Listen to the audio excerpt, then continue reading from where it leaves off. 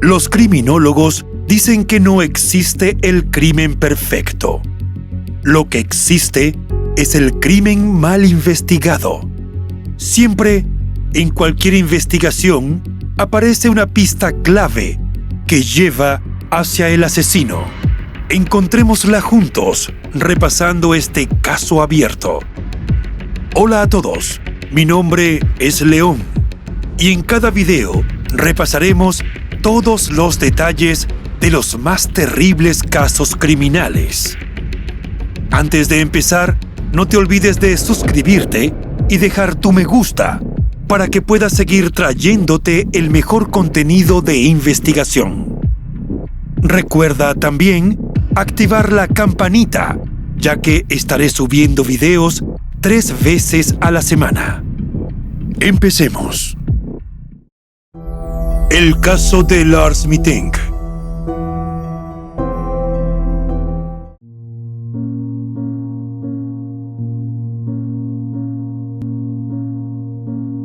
Lars Joachim Mittank nació el 19 de febrero de 1986 en Mölln, Alemania. Es el único hijo del matrimonio formado por Sandra y su esposo, cuya identidad no fue revelada. Tampoco existen mayores datos sobre su infancia. Lars era un joven común que llevaba una vida tranquila. Desde pequeño, se hizo conocido por ser un apasionado de los deportes y solía pasar su tiempo libre jugando fútbol y balonmano con sus amigos. Una de las cosas que más disfrutaba era ver los partidos de su equipo de fútbol favorito, el Werder Bremen, uno de los clubes alemanes más laureados e históricos en el país. Amaba usar la camiseta de colores verde y blanco que identificaban a la oncena. A medida que fue creciendo, Lars se convirtió en un jovencito de buen carácter, guapo y muy popular. También parecía llevar una vida saludable sin excesos. Era un chico que se trazaba metas y las cumplía. Así logró culminar la secundaria con éxito y eligió entonces el siguiente sueño a alcanzar. Deseaba ser ingeniero y no de cualquier especialidad. Su interés en el diseño y desarrollo de máquinas, equipos y productos lo hizo elegir la carrera de ingeniería de precisión, que también culminó satisfactoriamente.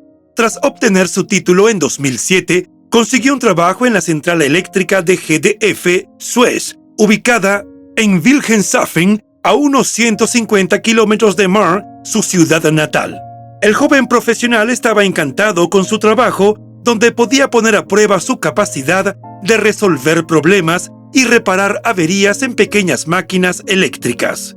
Se sentía afortunado de desempeñarse en algo que le gustaba. Sin embargo, el empleo estaba a una distancia significativa del hogar donde creció toda su vida, y eso hacía que extrañara a sus padres con mucha frecuencia. En 2012, cuando Lars se había establecido como profesional en su campo, recibió malas noticias. Su padre sufrió un derrame cerebral que le dejó incapacitado. Esto afectó mucho a Sandra, quien debía cuidar sola a su esposo enfermo.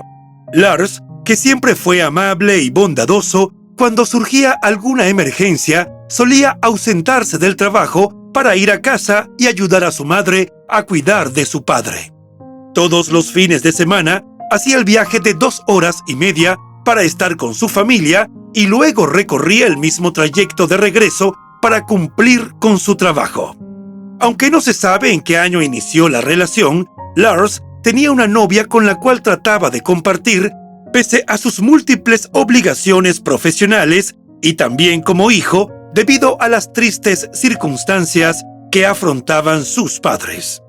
En junio de 2014, Tim Schott y Paul Roman, 2 amigos de Lars desde la etapa colegial, planearon un viaje al complejo turístico de Golden Sands en Bulgaria y lo invitaron a unirse a disfrutar de unas merecidas vacaciones. Es importante señalar que Golden Sands es el mayor balneario búlgaro del Mar Negro y está ubicado en la gran ciudad de Varna. Se podría pensar que es un lugar al cual van los jóvenes para hacer turismo natural o enriquecerse culturalmente. Sin embargo, según reseñan algunos medios, el lugar es un punto de encuentro de jóvenes fiesteros, especialmente en verano. El alcohol es muy económico y los límites son muy pocos. Todos andan en trajes de baño y así bailan hasta el amanecer, desinhibidos y relajados. Al parecer, esa libertad contribuye al hecho de que las sustancias ilícitas se consiguen con una gran facilidad increíble y hasta preocupante. Se podría pensar que ese no era el sitio que Lars habría elegido para sus vacaciones, pues él era más fanático de disfrutar de la naturaleza. Prefería los lugares tranquilos como lagos y actividades como el buceo, porque en esos escenarios recuperaba energías para enfrentar la carga cotidiana de deberes. No obstante, también había una parte de su personalidad que lo convertía en el alma de la fiesta y el más divertido de los amigos cuando salían a compartir unas copas. Lo cierto fue que el joven se sintió atraído por la propuesta, ya que nunca había estado en un viaje solo de chicos. Pero Lars no había tomado una decisión definitiva, pues dudaba de dejar sola a Sandra con la responsabilidad de cuidar a su padre enfermo. Pero ella era una madre generosa y lo alentó a ir.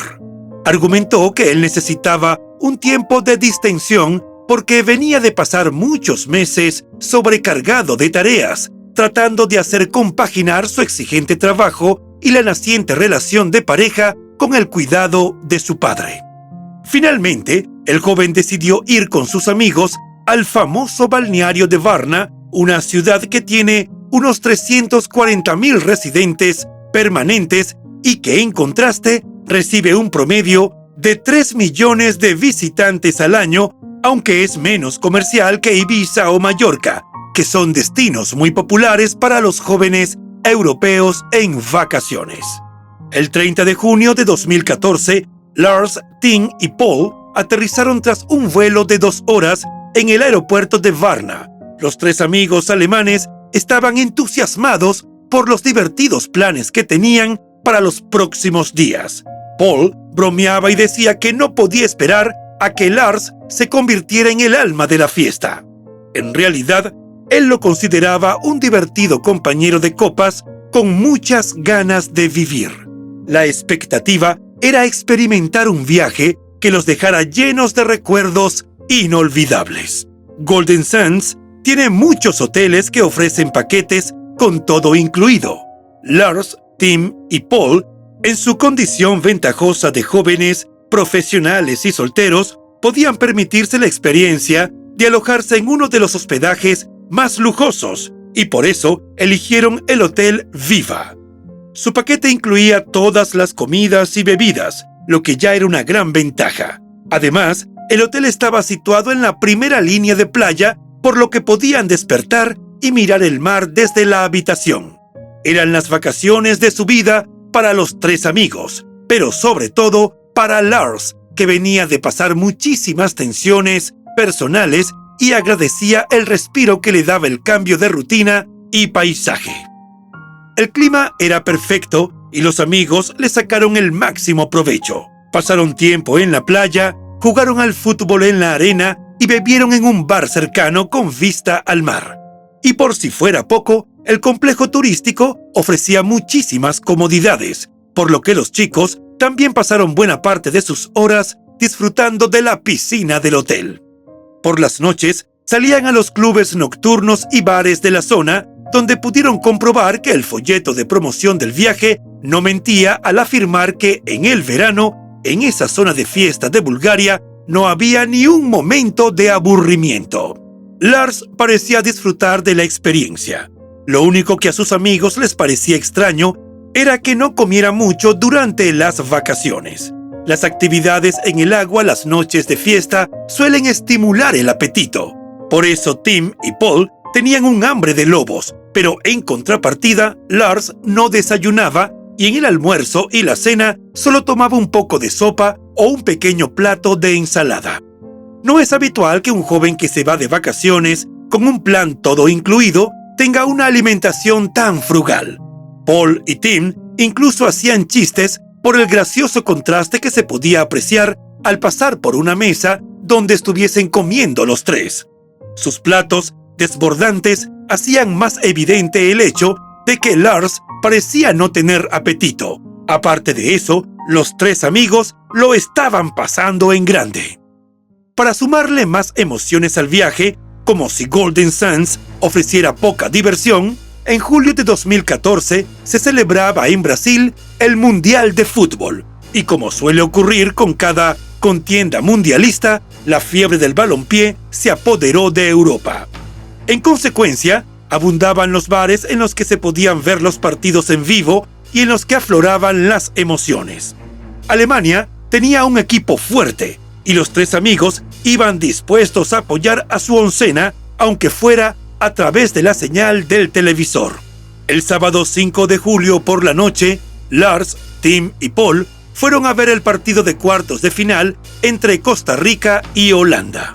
Se dieron cita en un local popular llamado Rock Bar, ubicado justo en la playa, debajo de unos árboles. Por ser verano, ofrecían una promoción de hora feliz que duraba toda la tarde hasta las 7 de la noche. Una oferta tan tentadora hacía que la gente se agolpara en el establecimiento, donde también podían escuchar música en vivo.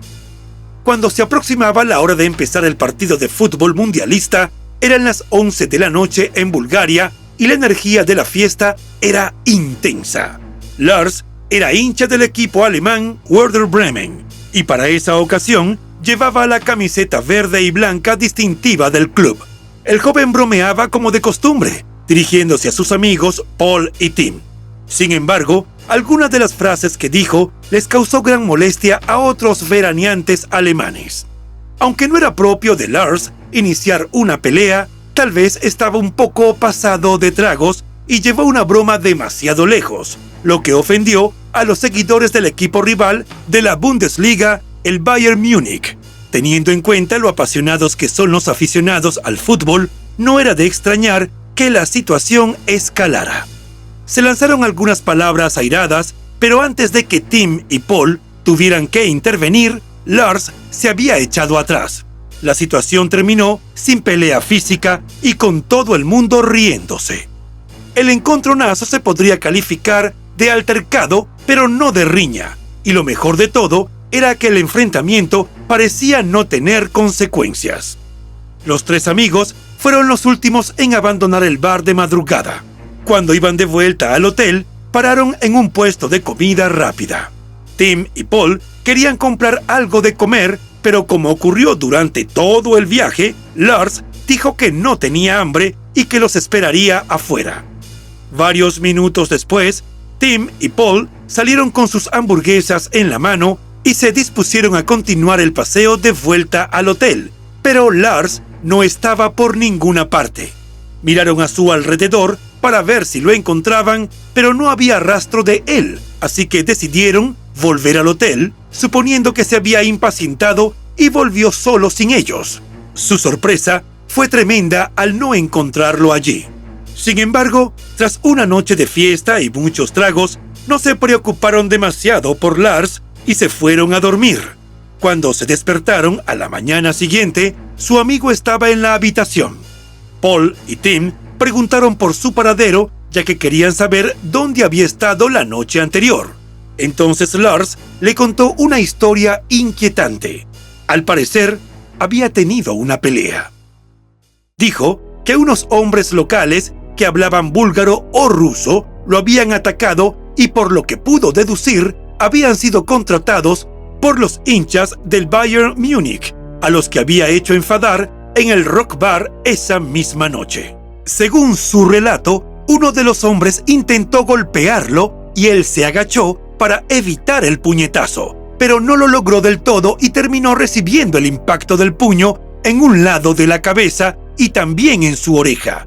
Agregó que luego de esa agresión sentía una gran molestia en el oído y que no escuchaba bien. Pero el relato no les pareció convincente a sus amigos. No podían creer la historia porque, para ellos, no había indicios de que se hubiera peleado. Sin embargo, no insistieron demasiado en entender los detalles de la supuesta riña. Para ese momento, solo les quedaban 2 días de vacaciones, así que Lars intentó aprovecharlos al máximo a pesar del dolor. Cuando llegó el lunes 7 de julio, el trío debía retornar a Alemania. A Lars le preocupaba volar con el oído lesionado. Temía que la altitud empeorara el malestar o le causara daños permanentes, lo que significaba que podía perder su carrera y su futuro. Pero, de nuevo, sus amigos pensaron que se trataba de una reacción exagerada. Pese a su incredulidad, Paul quería darle algún alivio y sugirió que fuera a ver a un médico local, pues tenían seguro de viaje que les garantizaba atención. Lars aceptó y Paul lo acompañó a ver a un médico general. Tras revisarlo, le informó que tenía un tímpano perforado, lo que explicaba el dolor y la pérdida de audición. El médico consideró que no debía volar y lo remitió a un especialista para un examen más exhaustivo. De alguna manera, ese diagnóstico validaba la versión acerca de la pelea de la que dudaban sus amigos. Sin embargo, esa no era la discusión del momento. Estaban en una encrucijada y debían tomar una decisión. Todos tenían un vuelo de vuelta a casa ese mismo día, pero Lars no podía volar. Paul y Tim se ofrecieron a quedarse para acompañarlo, pero él dijo que estaba bien y que debían volver a Alemania. No quería que sus amigos tuvieran problemas en el trabajo, ya que sus días libres habían llegado a su final. Incluso cuando insistieron, consiguió convencerlos de que podía cuidar de sí mismo. Afirmó que iría a verse con el especialista al cual fue referido por el médico general y que, dependiendo de lo que ese doctor le aconsejara, tomaría un vuelo más tarde o buscaría otra forma de regresar a casa. Tim y Paul aceptaron, se despidieron y tomaron un taxi al aeropuerto. Lars subió a otro taxi y se fue al hospital a ver al especialista. No sabían que esa decisión de dejar atrás a Lars, aunque fue consensuada y parecía lógica, los perseguiría durante mucho tiempo.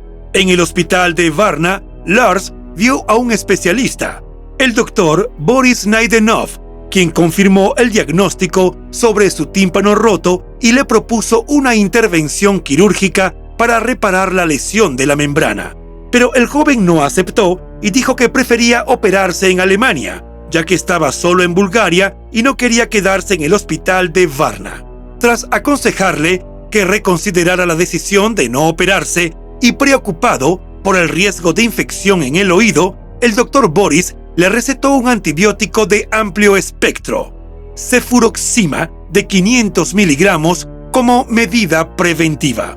Lars salió del hospital, se detuvo en una farmacia para comprar el medicamento y luego regresó al hotel para recoger sus pertenencias y marcharse, pues su reserva culminaba ese día y debía hallar hospedaje. También se comunicó con su madre, quien se inquietó al enterarse de que estaba solo y enfermo en un país extranjero. Le reservó otro vuelo para la tarde siguiente, así como un pasaje de autobús por si no podía volar. Sandra quería brindar a su hijo todas las posibilidades para que pudiera volver a casa. Desde el Hotel Viva, en Golden Sands, Lars tomó un taxi hasta el centro de Varna, donde se registró en el Hotel Color, un hostal económico muy distinto al complejo donde estuvo con sus amigos. El afiche del hotel decía que era de ambiente familiar y el joven, que desconocía la ciudad, no sabía que estaba situado en una zona bastante conflictiva del centro, a la cual no llegaban muchos turistas, y también era conocido por las actividades del mercado negro. Lo cierto era que el lugar era una guarida para personas de mala vida, como traficantes y trabajadoras sexuales. A partir de este momento, hay muchas partes de la historia que permanecen en blanco. Por ejemplo, no está claro por qué eligió este hospedaje si cerca del Hotel Viva había varios albergues del tipo mochilero para los veraneantes jóvenes. Lo que se presume es que le pidió recomendación al taxista y este lo llevó allí debido a que Lars buscaba un alojamiento económico más cerca del aeropuerto. También pudo ocurrir que por ser temporada alta no hallara un lugar mejor donde hospedarse. Lo que ocurrió exactamente en el Hotel Color la noche del 7 de julio de 2014 sigue siendo un gran misterio. Lo que se sabe es que Lars se sentía inseguro en ese hospedaje y que ante la sensación de que había una especie de conspiración en su contra, optó por llamar a su madre a la 1 de la madrugada del 8 de julio, hora de Bulgaria. En Alemania era casi la medianoche y Sandra estaba durmiendo. La mujer se despertó sobresaltada cuando sonó el teléfono móvil. Al otro lado de la línea estaba Lars hablando bastante agitado. Le dijo a su madre que algo no estaba del todo bien en el hotel donde se hospedaba. Su relato resultaba incoherente. Señaló que no aceptaban nada y que había un problema con su tarjeta de crédito. Esa situación le parecía muy sospechosa y le pidió a Sandra que cancelara todas sus tarjetas de crédito de inmediato. La madre trató de encontrarle sentido a lo que Lars estaba diciendo, pero él colgó el teléfono antes de que ella pudiera lograr que le diera más información. Estaba preocupada debido a que su hijo estaba solo, porque sus amigos habían regresado a Alemania ese mismo día, así que intentó devolverle la llamada, pero no hubo respuesta. La mujer no pudo conciliar el sueño, preocupada por saber si su hijo estaba a salvo. Fueron horas de agonía, pero el alivio llegó cuando su teléfono volvió a sonar entre las 2 y las 3 de la madrugada y escuchó de nuevo la voz de Lars. Durante esa segunda llamada telefónica, el joven hablaba en susurros y dijo que había salido del hotel, pero que en ese momento había 4 hombres siguiéndolo. Estaba escondido en algún lugar de una colina con la esperanza de que los hombres no lo encontraran. De nuevo, sin nada más, cortó la llamada abruptamente. Sandra entendió que se estaba escondiendo y no quiso volver a llamarlo por miedo a que el sonido de su teléfono lo delatara ante quien quiera que lo estuviera siguiendo. La madre de Lars estaba desesperada porque no sabía qué hacer ante esta situación. No entendía bien dónde estaban ni quiénes eran los hombres de los que él hablaba. Sin esos datos, no tenía nada valioso como para alertar a la policía búlgara. La preocupación se apoderó de Sandra, que pasó la mayor parte de la noche paseando de un lado a otro en su casa. Se sentía impotente a más de 2.500 kilómetros de distancia de su hijo, quien claramente estaba en serios problemas en un país extranjero. Luego llegó un mensaje de texto críptico de Lars preguntando a su padre si sabía qué era la cefuroxima. Sandra sabía que había ido al médico y supuso que era el medicamento que le habían recetado, por lo que fue a su computadora y buscó en Google. Luego respondió el mensaje de texto del joven aclarando que era un antibiótico de amplio espectro, pero no hubo respuesta de su hijo. A las 5 de la mañana, hora local de Bulgaria, un taxista vio a un joven que agitaba los brazos desesperado para intentar detener un taxi. Aunque ya había otro pasajero en el vehículo, tanto el conductor como el pasajero sintieron la urgencia en los gestos del hombre y decidieron recogerlo. Aunque en el momento no lo sabían, el hombre era Lars, que agradeció que el conductor se hubiera detenido. Dijo estar impaciente por llegar al aeropuerto y volver a casa en Alemania. Tanto el conductor como la pasajera, que era una trabajadora social local, se dieron cuenta de que las pupilas de Lars estaban visiblemente dilatadas. Ese detalle les llamó mucho la atención, pero tampoco parecía extraño, ya que en verano los visitantes suelen cometer muchos excesos en esa ciudad. El taxi dejó a Lars en el aeropuerto a las 6 de la mañana. Al entrar en el edificio, el joven llamó a su madre de nuevo y le dijo de manera muy formal que había llegado al aeropuerto, en vez de decir que estaba en el terminal aéreo. Esa no era su forma normal de expresarse y Sandra nuevamente quedó sorprendida. No obstante, como parecía que ya estaba de camino a casa, donde podrían hablar de las extrañas llamadas telefónicas de la noche anterior, pensó que era mejor esperarlo para conversar cuando volviera. Como sus tarjetas de crédito estaban canceladas desde la madrugada, Lars le pidió a su madre que le transfiriera 500 euros por Western Union. Ella accedió a hacerlo en cuanto terminaron la llamada, no sin antes sugerirle que fuera al centro médico del aeropuerto para que le revisaran el oído antes de subir al avión. Las cámaras de seguridad del aeropuerto muestran que Lars caminaba sin rumbo por la zona de facturación. Parecía tranquilo y relajado como cualquier otro viajero, a la espera de embarcar en su vuelo. Sin embargo, algo estaba ocurriendo en su interior que las cámaras no podían captar.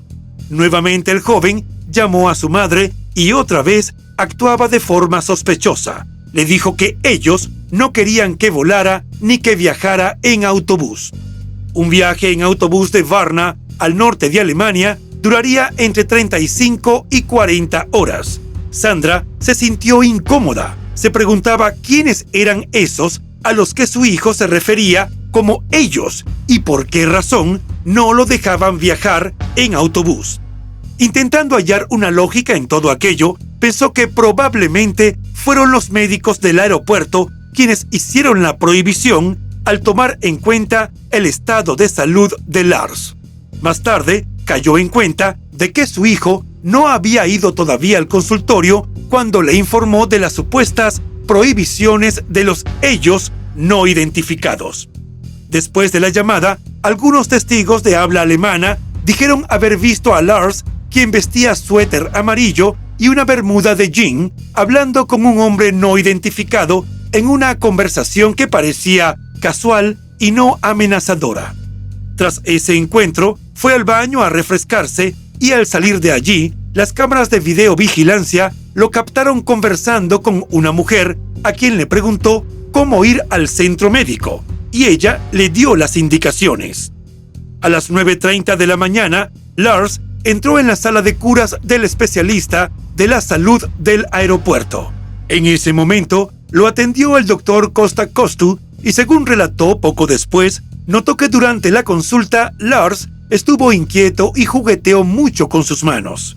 El doctor tomó la temperatura de Lars y le examinó los oídos. Tras esa revisión, le sugirió esperar entre 7 y 10 días antes de volar. También le dio unas pastillas para el dolor causado por la rotura del tímpano, pero el joven las rechazó y dijo que no quería tomar nada. Cuando el médico insistió en que le serían de gran alivio, Lars insistió en que no quería medicación, así que las dejó sobre el escritorio. Mientras Lars estaba sentado con el médico, un hombre abrió la puerta de la consulta y entró. El joven alemán se alteró al ver al hombre.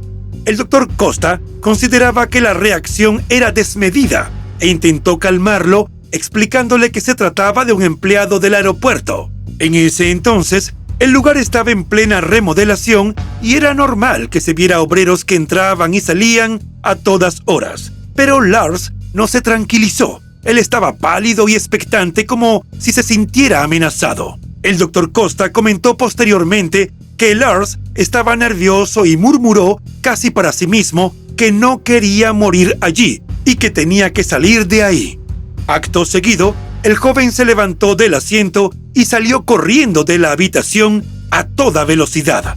En la prisa, dejó atrás todas sus pertenencias, incluidos su documento de identidad, la billetera y el teléfono móvil.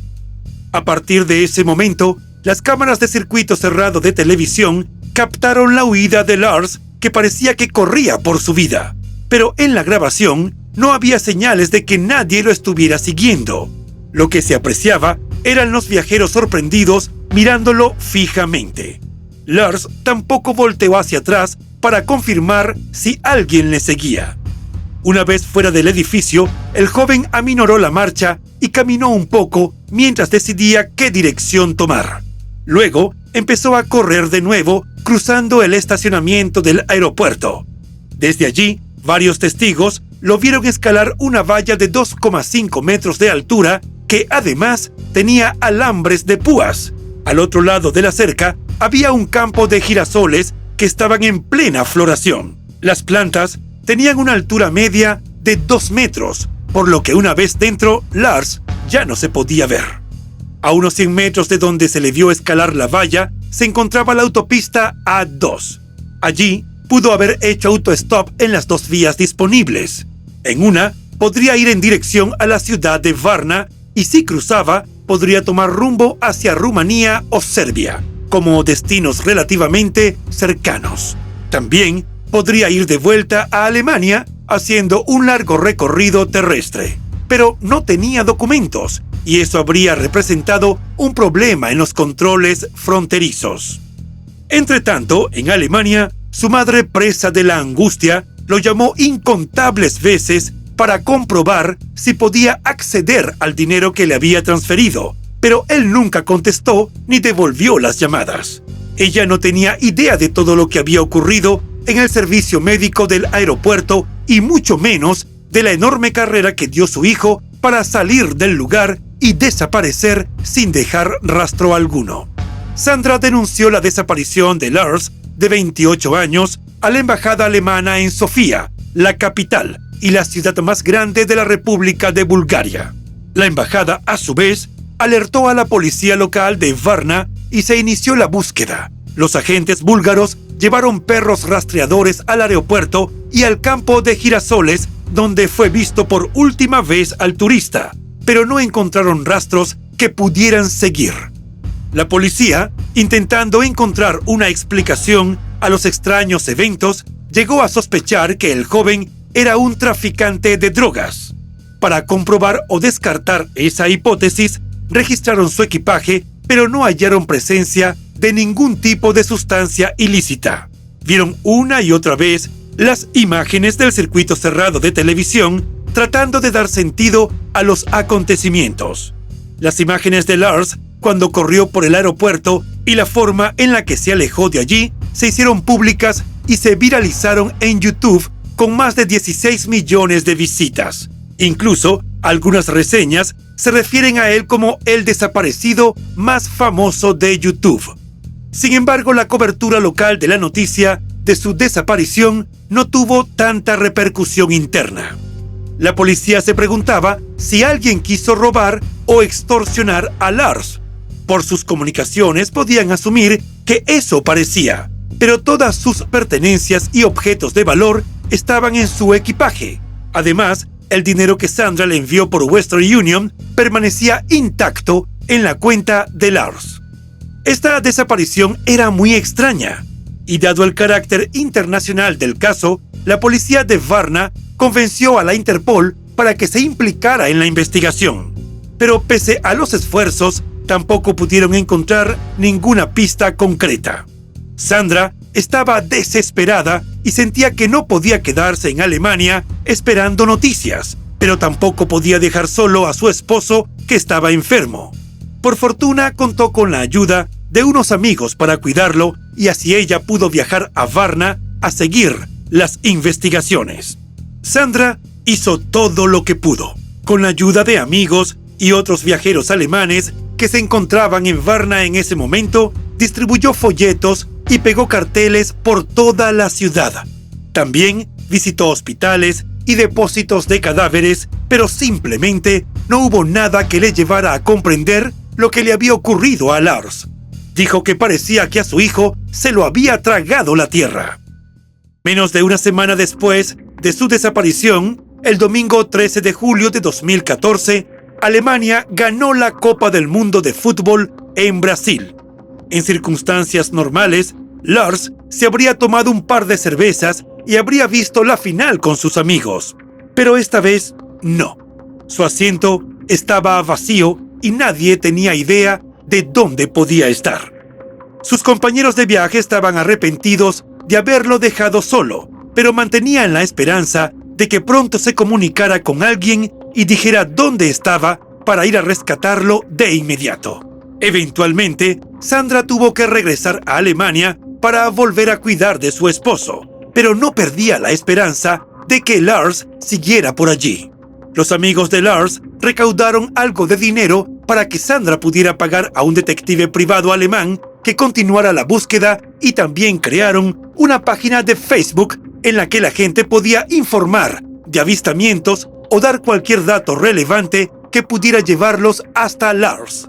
2 meses después de la desaparición, la gente que lo buscaba se sorprendió al saber que algunas comisarías rurales no habían sido informadas de su caso. A pesar de sus esfuerzos, fue muy difícil difundir la noticia de que sus seres queridos le buscaban desesperadamente. Los medios de comunicación búlgaros tampoco hicieron una gran historia de la desaparición de Lars. Solo aparecieron algunas noticias en los telediarios y en los periódicos, pero no hubo intención de convertirla en una noticia que despertara el interés nacional por el caso. El motivo de esa aparente indiferencia sería la necesidad de evitar el impacto de una noticia negativa, puesto que Bulgaria depende de su industria turística para su crecimiento económico. Una historia como la de Lars haría que pareciera un destino poco seguro. Todos los detalles sobre el hotel de mala muerte y los sujetos violentos que supuestamente lo golpearon en la oreja afectarían el interés de los jóvenes turistas extranjeros de visitar el lugar, lo que tendría un efecto nefasto en el sector turístico del país. Sandra iba a Bulgaria siempre que podía. Estaba en contacto permanente con el detective privado y seguía todas las pistas que encontraban, por grandes o pequeñas que parecieran. En esos constantes viajes, Sandra notó que en Bulgaria gran parte del país era muy pobre. La primera evidencia se obtenía al llegar en el avión, pues los alrededores del aeropuerto de Varna eran un buen ejemplo de ello. Muchas personas no tenían teléfonos inteligentes o televisión y ni siquiera podían leer las noticias del día. También pudo comprobar que los pobladores rurales eran personas amables y que en esas zonas había muchas casas y establos abandonados en extensos terrenos. Aprendió que los lugareños se ganaban la vida recolectando bayas, hierbas y setas que vendían luego en el pueblo. Todo ese panorama representó una luz de esperanza para Sandra, pues pensaba que su hijo habría podido sobrevivir en ese entorno tras su desaparición. También era fácil suponer que si hubo algunas personas que se lo toparon y hasta lo ayudaron, seguramente no lo reconocieron porque no habían visto los folletos ni las noticias. Basada en todos esos datos, Sandra se mantuvo aferrada a la esperanza. Además, pensaba que Lars podía seguir vivo porque, en caso de que alguien le hubiera arrebatado la vida o que hubiese fallecido por exposición a los elementos, su cadáver habría sido encontrado por la gente que recogía frutos. En esos casos, que suelen conllevar a recibir una recompensa económica por notificar el hallazgo, seguramente, si una persona hubiera hallado los restos, lo denunciaría. No había forma de saber si todo lo que ella pensaba era posible, pero Sandra se aferraba a esas conjeturas para no perder la fe de encontrar a su hijo. A finales de septiembre de 2014, 3 personas afirmaron haber visto a un hombre que se ajustaba a la descripción de Lars en la zona de Varna. Esto revivió la esperanza de la familia y aunque no podían localizarlo, les tranquilizaba pensar que había sobrevivido durante casi 3 meses y se mantenía solo. Pero esta pista no llevó a ninguna parte. Tratando de llamar la atención de más personas que pudieran aportar pistas, se ofreció una recompensa de 40.000 euros por cualquier información que permitiera encontrar a Lars. Su madre creía que seguía con vida, ya que era ágil mentalmente y tenía mucha fuerza de voluntad. Confiaba en que él sabía enfrentar las dificultades, pero el tiempo transcurría y la ausencia era muy dolorosa. Un año después de que Lars fuera visto por última vez, un camionero búlgaro informó que lo había recogido cuando hacía autostop. El conductor recordaba haber llevado al joven de aspecto desaliñado, pero no le dio importancia. Fue tiempo después, al ver la cara de Lars en un cartel de personas desaparecidas, que se dio cuenta de quién se trataba. Desafortunadamente, no recordaba dónde lo había dejado específicamente, lo que dificultó mucho la búsqueda. Sandra, en vez de frustrarse por la situación, dijo que era otra señal de que el joven seguía vivo, quizá intentando regresar a Alemania. Sus amigos crearon una página en redes sociales para la búsqueda y allí comenzaron a recibir diversas pistas, lo que llevó a los investigadores a indagar en distintos países, pero compararon esa tarea con la de buscar una aguja en un pajar. En diciembre de 2015, la gente observó a un indigente en Bulgaria. tenía un parecido con Lars y cuando se acercaron a él, resultó que también hablaba alemán e inglés. Le consultaron su procedencia, pero el hombre no estaba seguro, o no quiso decir de dónde era. Se envió una foto a la familia y amigos de Lars a través de la página en redes sociales, pero no era él. Otro hombre parecido fue visto en Varna, cerca del centro de la ciudad. También hablaba alemán y no sabía quién era ni por qué estaba en esa ciudad, donde intentó quitarse la vida. La gente pensó que podía ser Lars y alertó a la policía, pero el joven era polaco y fue devuelto a su país. De alguna manera, la búsqueda de Lars y la participación ciudadana estaba permitiendo visibilizar algunos casos con similitudes. Las personas que buscaban a Lars probablemente salvaron la vida de este joven polaco, algo que fue una fortuna para su preocupada familia. 2 años después, Sandra apareció en la televisión nacional de Bulgaria, algo que les dio esperanzas nuevas con la búsqueda. Allí la madre, que nunca bajó los brazos ni se rindió, pudo contar la historia de su hijo y pedir información al público. Durante una emotiva entrevista, Sandra, sollozando, suplicó que la ayudaran y que entendieran el dolor de su familia. Insistió en que pensaba que Lars seguía vivo y por ese motivo no descansaría, no se rendiría y lo seguiría buscando hasta el final. En diciembre de 2016 surgió una pista que sonaba muy prometedora. Un hombre que decía ser canadiense y que coincidía con la descripción de Lars fue descubierto en Brasil. Cuando Sandra y los amigos de su hijo recibieron una fotografía de este hombre, la esperanza se disparó, ya que el parecido físico era asombroso. De hecho, la familia pidió más información a la policía brasileña, pero desgraciadamente todas las esperanzas se desvanecieron cuando el grupo sanguíneo y el color de ojos del hombre no coincidieron con los de Lars. La búsqueda había servido para hallar a otra persona perdida y Sandra sintió que era necesario seguir adelante para tratar de encontrar a su familia, pues sabía que estaban sufriendo como ella. A lo largo de los años, las personas que buscaban a Lars conocieron los casos de muchas familias que buscaban desesperadamente a sus seres queridos perdidos. El hombre rubio de Brasil resultó ser canadiense, como él había dicho, aunque no sabía de sí mismo nada más que eso. Creían que se trataba de Anton Pilipa, que había desaparecido en su ciudad natal de Scarborough, Ontario, en 2012. Cuando el equipo de Lars informó a la madre de Anton sobre su paradero, ella se mostró escéptica. Sin embargo, con la ayuda de las autoridades brasileñas, finalmente pudieron confirmar que el hombre era, sin lugar a dudas, Anton Pilipa. Se supo que él padecía esquizofrenia y tras huir de Canadá, se las arregló para hacer autostop desde Scarborough en Toronto hasta Brasil, atravesando Norteamérica y Sudamérica. Anton se escapó del hospital donde había sido recluido y volvió a desaparecer, esta vez en la selva brasileña.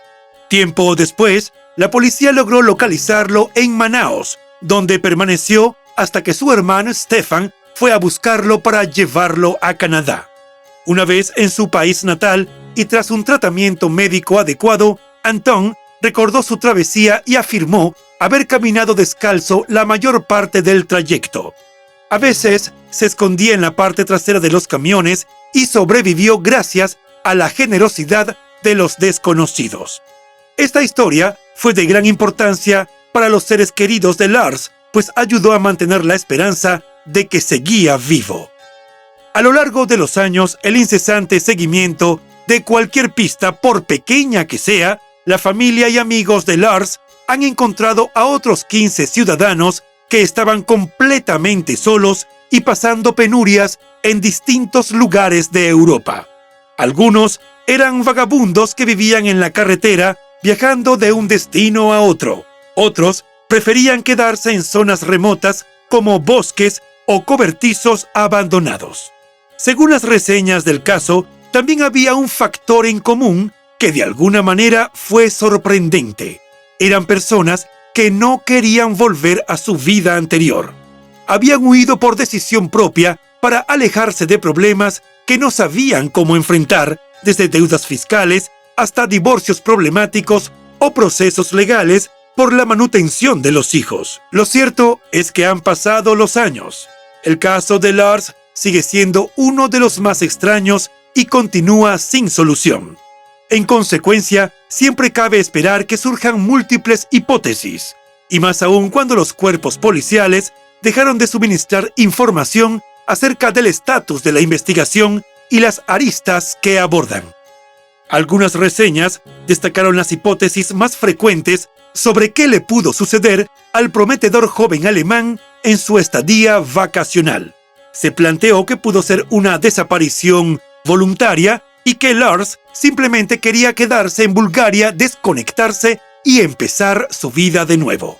Pero parece ilógico, pues el chico estaba muy unido a su familia, su padre estaba enfermo y su madre lo necesitaba mucho. Además, si ese era su plan, no habría dejado todas sus pertenencias y su dinero en el aeropuerto. También surgieron versiones sobre el tráfico de seres humanos, en vista de que Bulgaria tiene uno de los índices de trata de personas más altos de Europa. Las víctimas son llevadas contra su voluntad y obligadas a dedicarse al tráfico de drogas o sometidas a esclavitud sexual. También existe el tráfico de órganos en el mercado negro y un joven sano y en forma como Lars sería el blanco perfecto.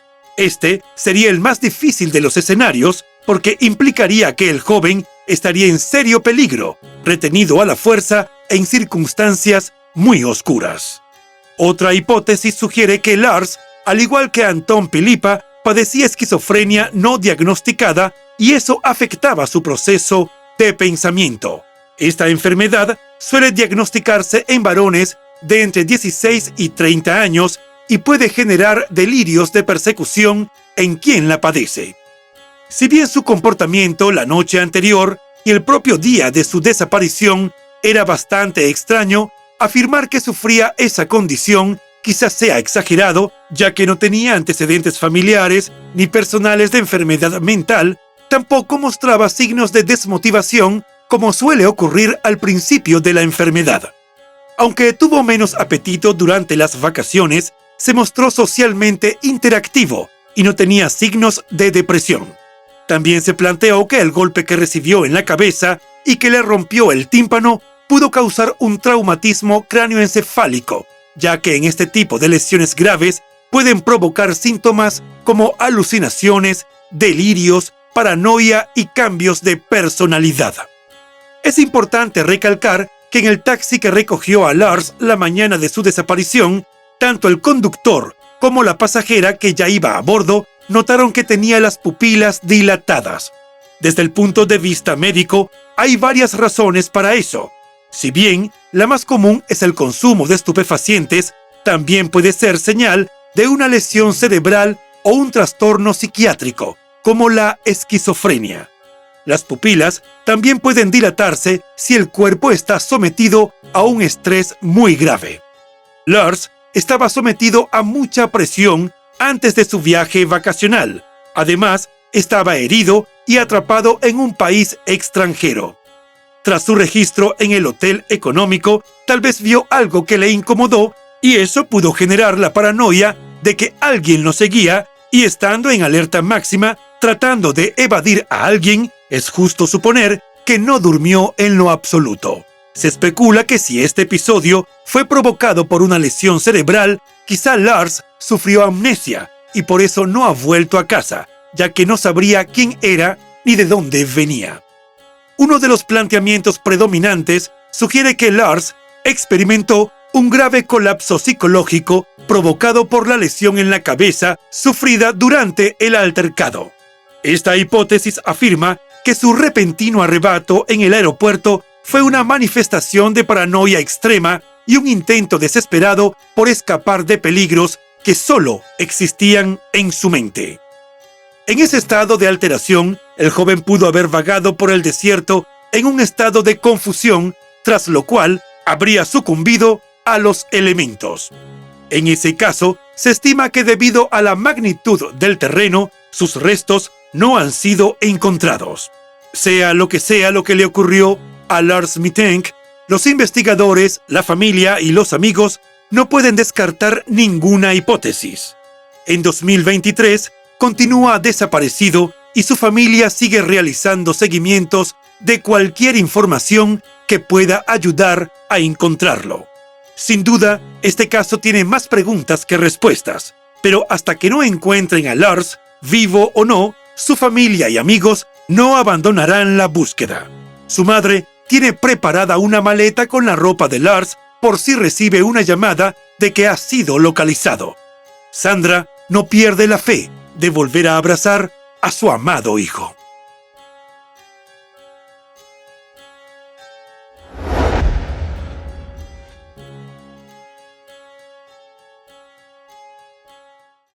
Y bueno, hasta aquí el caso de hoy. Como siempre, agradezco tu apoyo a mi trabajo. Si te suscribes, das un me gusta y compartes este video, me ayudarás a seguir creando contenido. Hasta pronto.